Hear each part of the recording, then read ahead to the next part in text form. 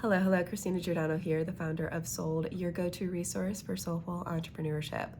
And if you know me, you know that my philosophy is this: people can no longer be sold to, they must be sold to. That is SOUL''D. But in order to truly sell with soul, you need to be sold, again, SOUL''D, on you first.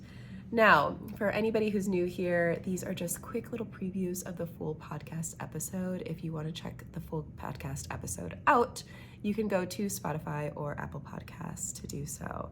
Now, the episode this week was called When Effort Falls Away, What the Shed Reveals When You Stay. Now, as I'm recording this, it is February. I am coming off a week of having some sort of sickness that pretty much knocked me off track. And if you listen to last week's episode or even watched the video, you could tell that I was definitely coming off of something, and I still am. So luckily I am feeling better, just still a little nasally. So if you can hear that and sense that, that's what it is.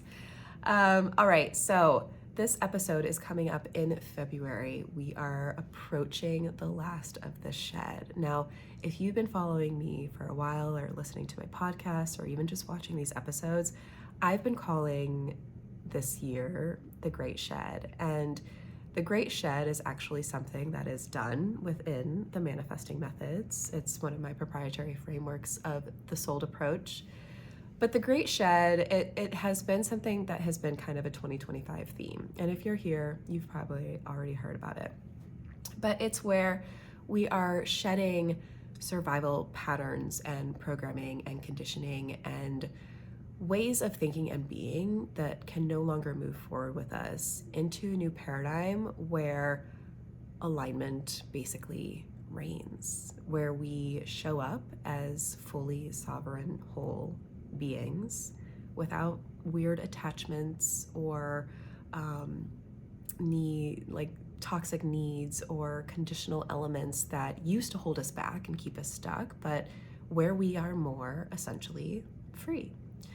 And this episode speaks to this shed, at least what I am referring to as the final layers of the shed, where we are really sloughing off whatever is remaining. And when I think of a snake shedding, I really think about, what does it take to get those final layers off? And it takes, I'm guessing, rubbing up against something to get it off, to get the rest of it off. And when I translate that into real world shedding, it feels like running towards your triggers, getting triggered, allowing yourself to be triggered, and letting yourself see what that means. Not necessarily making meaning out of anything and everything, but really deciding, okay, this is bothering me in this moment. What is bothering me? What boundary do I need to uphold? What do I need to say? What do I need to do? What do I need to not say? What do I need to not do? Who am I becoming? Who am I unbecoming? And how does it relate to this moment right now? So this is where you are actively choosing for yourself the version of you that you want to carry forward. And you're choosing how you want that version to show up in your real life. Because it's one thing to think your way into whatever version of you lays ahead. It's another way to actually embody it. It's another thing to actually embody it. So this episode, it's interesting in that it takes my experience. Again, my episodes are a lot of life updates, which is a natural thing for me because it's kind of what I teach. I teach people how to be the walking representation of their own transformation. I teach them how to be the living embodiment of their work so that people can see what's possible when they work with them, because more often than not, the transformation you provide is something that you have achieved for yourself and that you now achieve for others. So becoming sold is really about walking the talk and speaking to the transformation you provide with integrity and radical honesty. But in order to do that, you have to get to your essence. You have to get to the truth of your work as it relates, or the truth of your heart, as it relates to the strength of your work. So January is typically a time where society urges us to optimize ourselves. And it's a time where we go get the gym memberships, we're signing up for all the health and wellness things, and we're piling on more during a time when seasonally we should be doing less. At least for me, that's when I'm in January, I'm still in hibernation mode. I don't know if it's because I'm in Chicago or if it's because that's just what my body craves on like a cyclical, seasonal being. But the thing that I've realized is that doing less instead of piling on more, which society deems is necessary for this time of year, I decided to do less. And in doing less, it created this moment where it was almost like it was a trigger. That's what it was. It was a trigger. I was not confused, but I didn't understand how to move forward without applying the usual effort that I would apply to get what I want.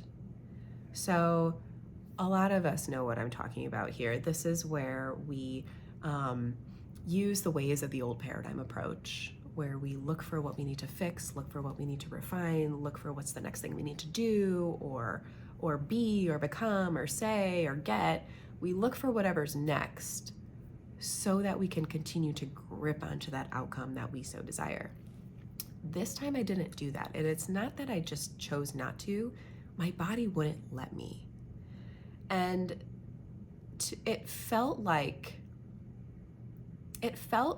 two ways. It felt nice because I have shed enough to realize that a lot of those old beliefs aren't me. They were just conditioning that was applied onto me. But it also felt weird because it's foreign for me to not necessarily just sit there and wait, but to actively trust in the unfolding, in the process of life, to just do what's necessary and let that be enough. And because that was difficult, this episode was born. And in this episode, I speak to 6 ways that the shed reveals why staying with the non-efforting approach is exactly what your essence, more often than not, wants to do. At least for me, and where I am in my journey. So in the episode, you'll hear about 6 ways that alignment shows up as doing less within the shedding process, and why staying with what's true for you is the right move.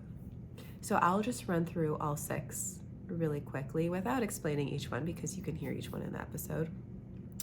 But the first one is about rest, and it's about rest that repairs, not disconnects, because not all rest is the same. Some rest is repair, but some rest is dissociation. And this part of the episode might help you gain clarity on which version of rest you might not only need, but tend to move towards. Number 2, returning gently is an act of trust. This speaks directly to my return when I was healing and recovering from being sick for so long. And this was really about not negotiating with myself, overriding my need to override myself and force myself into creating outcomes. And what I've realized is that rushing back more often than not breaks the healing cycle. Most people feel better and their body's like, okay, let's go now. Let's go back to top speed. And that's not necessarily what we need to be doing. The body will not and cannot sustain old ways of being and doing while it's shedding. So this is where doing less kind of happens naturally, and you get more acclimated to it because your body is letting you do it. Number 3, when you stop holding everything together, nothing falls apart. One of the oldest and most outdated beliefs that I have is that if I stop, everything will crumble. I'm sure a lot of people have that belief. But what I realize is that type of all or nothing thinking doesn't actually dissolve momentum. It doesn't actually stop manifestation from happening. it keeps me in a death grip with it. And so if you've been listening to me for a while, you'll know that manifesting as it's taught, or as it has been taught, is just a rebranded way of efforting your way into getting something. And that's not what I teach at all. I teach manifestation as a result of you being in your truth, you being in your highest frequency, you living with your essence leading the way. Not as you piling on 1,000 affirmations a day and ordering all the crystals you need and subconsciously tricking yourself into thinking that you're making 1,000 sales by setting alarms and all the other things that the manifesting gurus will have you do. So for me, since it's about truth, I had to put myself in situations where if I just let things be, nothing would fall apart. And that's actually what happened. So exposure in this sense was really key for me. Number 4, alignment doesn't break through, it settles in. So our egos believe that alignment or the next chapter or the new life is this big bang moment where things just, the sky's clear and everything just feels wonderful and beautiful and you're finally free. It's like this arrival moment that a lot of people speak of, but it's not. It's just not, because as you're shedding and releasing, things are quieter, they're steadier, they're more calm. And for people who actively have survived chaos, have learned through chaos, and have thus created survival patterns out of chaos, calm can feel uncomfortable and unfamiliar. And when we look at alignment as being calm, it's like, yes, of course it is, but also, can you stay with it? Can you stay with the calm? Can you keep choosing it over and over again? Number 5, the nervous system trusts integrity, not intention. The nervous system doesn't respond to intention. It doesn't respond to a never-ending series of affirmations. It responds to consistency without force. That means it responds to trusting safety over control. So you can have the best intentions in the world and still not feel safe in your own body. Something to think about. And then finally, number 6, possibility is on the other side of bracing. So bracing can look like preparing for disappointment before it comes, shrinking yourself so that others don't get uncomfortable, holding your breath when something feels like it's getting good, thinking I shouldn't need too much. These are all elements of bracing. You're like bracing for impact. But while bracing kept me functional, standing down, which is the opposite of bracing, is what's actually allowing me to live now. It's what's allowing me to be more present now. It's what's allowing me to be more at ease now. It's what's allowing me to experience more peace now. So if bracing is something that resonates with you, definitely listen for number 6 in that episode. So in closing, this episode is not necessarily just a reminder of what alignment is.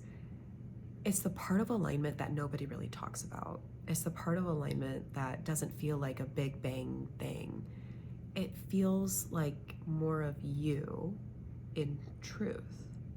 Like that's what alignment really is. It's you've shed all of the things, the tendencies, the behaviors, the patterns, the habits, the whatever it is that isn't you. You've shed it, and now you're just left with you. And sometimes that could feel quiet and steady and calm, and maybe it's supposed to. So if this is saying to you, go check out the episode. Again, you can find it on Spotify and Apple Podcasts. Until next time, be well and take care.